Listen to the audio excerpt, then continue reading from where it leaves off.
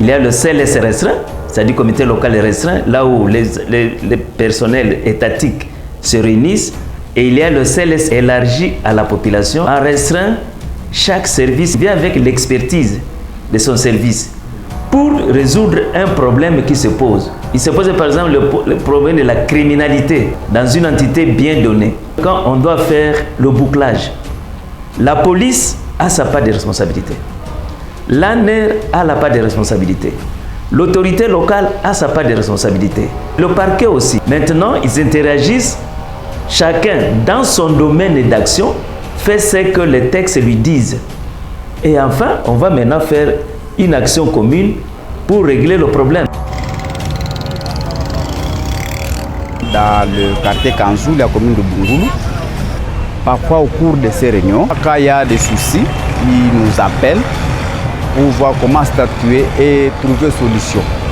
Par exemple, lors d'une incursion, nocturne ou diurne, les chefs de base ne cessent jamais d'appeler les acteurs communautaires pour réfléchir ensemble comment on peut dénicher le bandit qui sont en train de troubler la paisible population. Quand tout le monde met sa main sur la pâte et voir comment approfondir les enquêtes, et des fois on a toujours bien des causes. Oui, ça a très bien évolué. Pour la petite histoire, la sécurité était seulement l'affaire des seuls agents étatiques.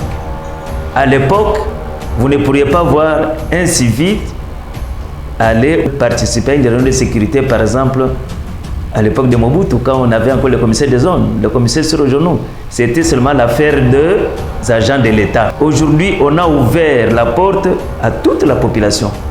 Avant la formation, il y a un changement parce que toute autorité, qui elle soit, elle sait qu'une fois par mois, on peut associer la société civile, disons la population, dans une réunion de CLS élargie. Aujourd'hui, les communes, les secteurs sont bien initiés, mais les entités de base, telles que le village, le groupement, le quartier, il faut vraiment beaucoup faire pour que cette culture de la gouvernance participative soit aussi inculquée à la base.